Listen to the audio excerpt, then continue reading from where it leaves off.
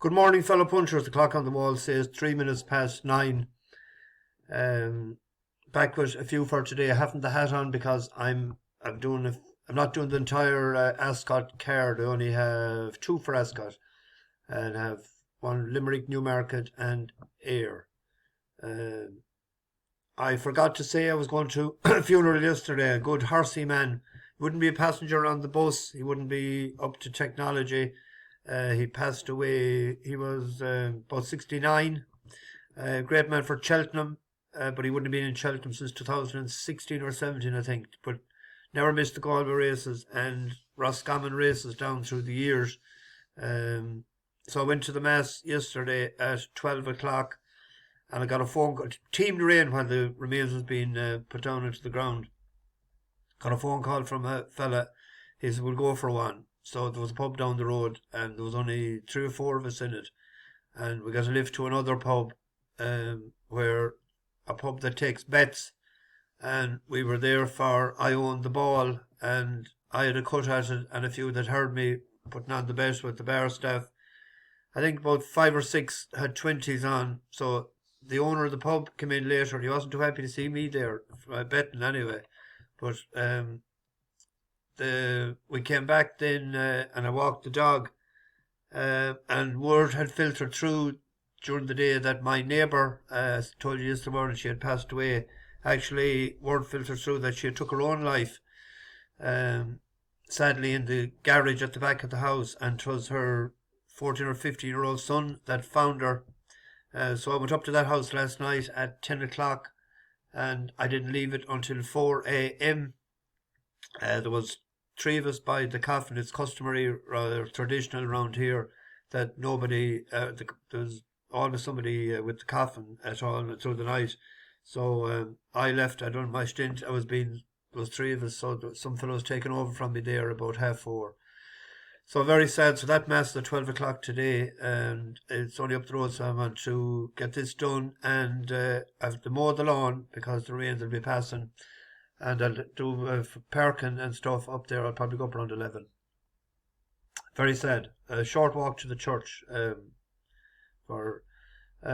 I said, I owned the ball yesterday evening. Great SP at 9 to 4. I think we had a couple of placed horses, maybe 2 or 3.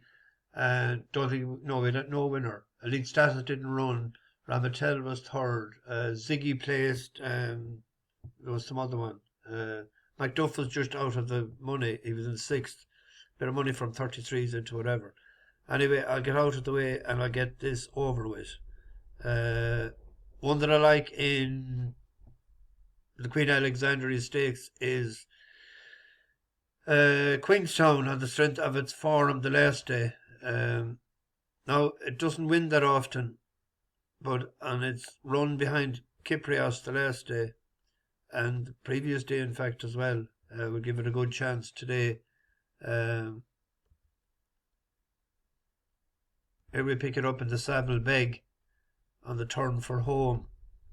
In third, and nudged, is Kyprios, followed by Serious Challenge. Yashin won from last, and Dawn Rising continues to whip them in with 3 furlongs to go. Sunchart rejoined by Queenstown. After them, third is Kyprios, and then Yashin, followed round the home turn by Serious Challenge, and last of all, now ridden along is Dawn Rising. Passing the 2, Sunchart, Queenstown, nothing between them. After them in third place is Kyprios, and then Yashin, Serious Challenge, and Dawn Rising as they race to the final furlong, and Kyprios has come to take Queenstown, Sunchart, and Yashin, who's staying on out of Serious Challenge, and then Dawn Rising, but it's Kyprios and Ryan Moore in front from Stable Companion, Queenstown and Wayne Lorden. Third will go to Yashin as Kyprios wins a second Savile Beg left boss en route to next month. Dawn Rising won this race last year. Will probably be aimed at it for today. I'm going with the Queenstown. The nap of the day comes in Limerick in the 4:05, the Martin Molony Stakes, a race that has been good to us the last few years. Going with Harbour Wind. I fancied this big time when it ran in Longchamp, and it finished second in a Group 2. A race I thought maybe we could have won It was the first race on the Saturday when we were over there last year. In second place, then Shambhala, Gallerist extreme right with a noseband Harbour wind coming from the back of the field. It's double major in front as they enter the closing stages, still got a length and a half lead. Harbour wind down the centre with a noseband beginning to close. Between them is Shambhala, then comes Gallerist. They race towards the line, double major, probably nicked it and won by about a neck or so. There was talk at the time that Harbour wind would be going for the Melbourne Cup. So hopeful that he'll be fit enough to do himself justice today.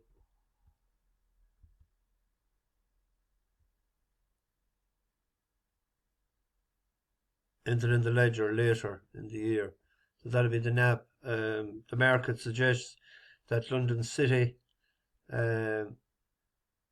is up challenger 3-year-old.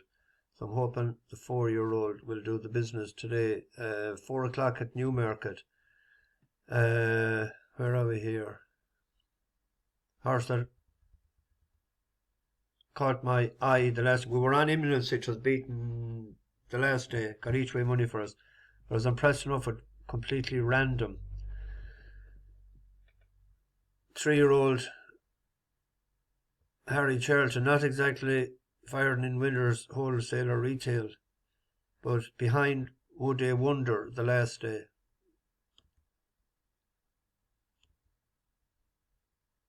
That's a second from the left. Old extreme left as they head down with just over a furlong to go. Completely random and Would Hey Wonder. These two go on to warm spell in third, entering the final furlong. And up front, completely random, the far side. Stand side is Would Hey Wonder. They'll fight it out. Far side, completely random. Would Hey Wonder, though, knows how to win and will win again. Would Hey Wonder tips out, completely random. I like that run, and third run back after the layoff might come on for it. In the Wokingham minefield of a race, I went for a 4-year-old Johnny G trained Cover Up. For throughout the last run, you give it a right chance, but it was good for him on fast ground. Throughout the 6 furlong, he didn't settle in that race at all, I thought, the last day. Needs to settle today. Fast pace should suit.